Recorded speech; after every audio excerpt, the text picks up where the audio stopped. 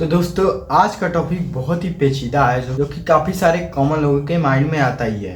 और ये टॉपिक है आर गॉड एग्जिस्ट, मतलब क्या भगवान होते हैं। देखो ज़्यादातर तो ये आस्तिक में नास्तिक में दोनों में पाए जाते हैं। नास्तिक की बात तो छोड़ दो, उन लोग तो करेक्ट नहीं मानते हैं, लेकिन आस्तिक में भी कुछ लोग हैं जो भगवान को मानते हैं लेकिन कभी कभी नहीं मानते हैं, वो अपने मनमानी आचरण करते रहते हैं। तो वीडियो में लास्ट तक बने रहना, आज आपको बहुत ही मज़ा आएगा।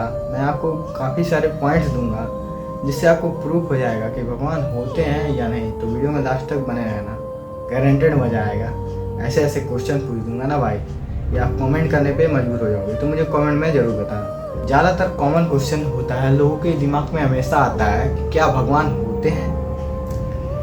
अब देखो आस्तिक लोगों में बहुत लोग हैं जो चिकन खाते हैं, स्टोरी भी लगाते हैं भगवान का।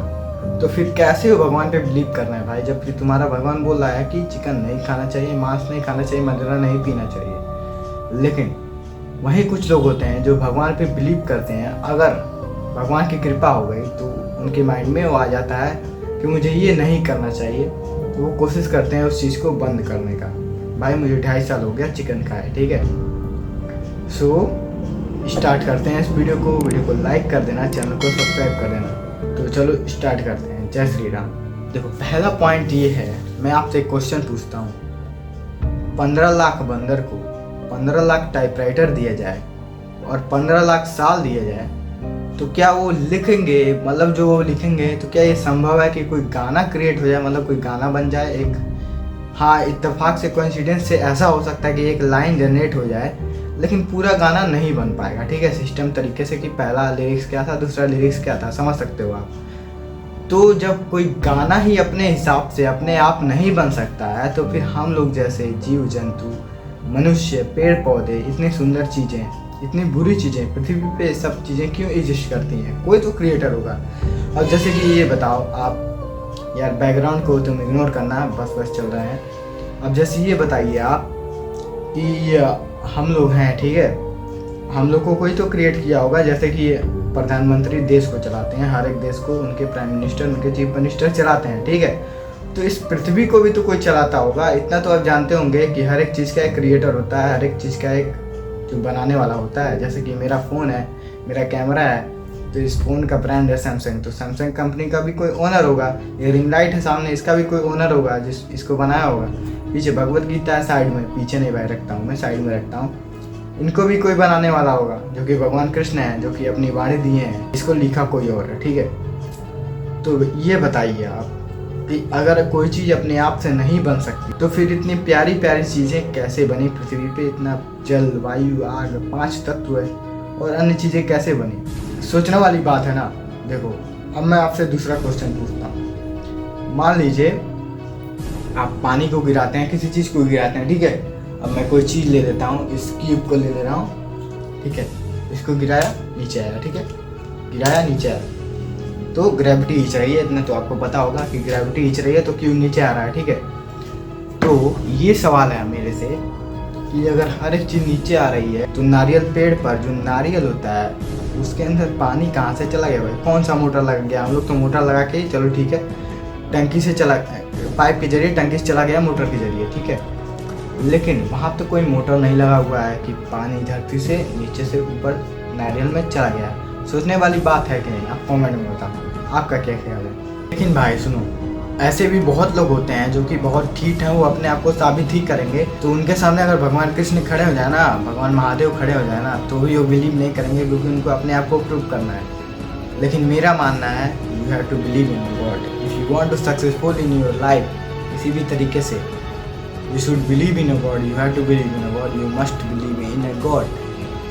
बिलीव करो भाई, भगवान होते हैं। दूसरी बात, आप जिम करते हो, मान लो किसी भी तरीके से कोई भी मेहनत कर रहे हो, आपके शरीर से पसीना निकल रहा है, ठीक है, स्वेट निकल रहा है, तो साइंस के हिसाब से बोलेंगे कि बॉडी में छेद है, पसीना निकल जा रहा है पॉज के जरिए। तो ये बताइए आप, अगर ऐसा है तो फिर हम लोग जब नहाते हैं तो फिर पानी अंदर क्यों नहीं जाता है? छेद के जरिए बाहर आया तो अंदर से भी जाना चाहिए ना भाई, जाहिर सी बात है अंदर भी जाना चाहिए।